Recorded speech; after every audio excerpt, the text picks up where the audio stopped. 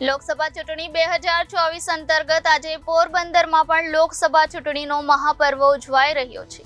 લોકસભાના ઉમેદવાર લલિત વસોયા પોતાની વયોવૃદ્ધ માતા સાથે મતદાન કર્યું હતું। લોકસભા ચૂંટણી 2024 અંતર્ગત આજે રાજ્યની તમામ જનતા મતદાન કરીને ચૂંટણીનું મહાપર્વ ઉજવી રહી છે, ત્યારે પોરબંદરમાં પણ લોકસભા ચૂંટણીનો મહાપર્વ ઉજવાઈ રહ્યો છે। પોરબંદર લોકસભા કોંગ્રેસના ઉમેદવાર લલિત વસોયા સહપરિવાર મતદાન મથક પર પહોંચ્યા હતા।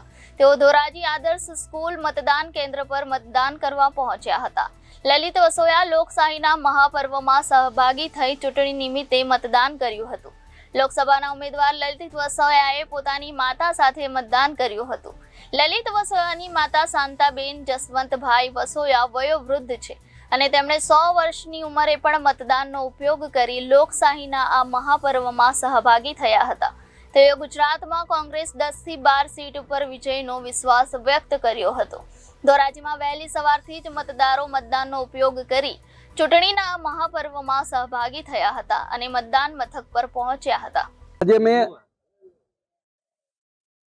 મારા બૂથ ઉપર મારા માતુશ્રીને લઈને મતદાન કર્યું છે અને સૌ મતદારોને પણ અપીલ કરું છું કે લોકશાહી અને આ બંધારણને જીવંત રાખવા માટે સૌ વધુમાં વધુ મતદાન કરે। મને વિશ્વાસ છે કે પોરબંદર લોકસભા મત વિસ્તારના લોકોને જે સમસ્યાઓ છે એ સમસ્યાઓના ઉકેલ માટે સરકાર સામે આક્રોશ વ્યક્ત કરવા માટે વધુ મતદાન થશે અને લોકો મત દ્વારા એમનો આક્રોશ વ્યક્ત કરી કોંગ્રેસ પાર્ટીને વિજય બનાવશે। ગુજરાતમાં 10 થી 12 સીટ કોંગ્રેસ પાર્ટી જીતે એવા મીડિયા છઠ્ઠા બજાર ના અહેવાલો ઉપરથી લાગી રહ્યું છે કે ગુજરાતમાં 12 સીટ પર કોંગ્રેસ વિજય થશે। ક્ષત્રિય સમાજની નારાજગીનો કોંગ્રેસને કેટલો ફાયદો મળશે? 100%। ફક્ત ક્ષત્રિય સમાજ જ નહીં, પરંતુ કોળી સમાજ, પાટીદાર સમાજ વિશે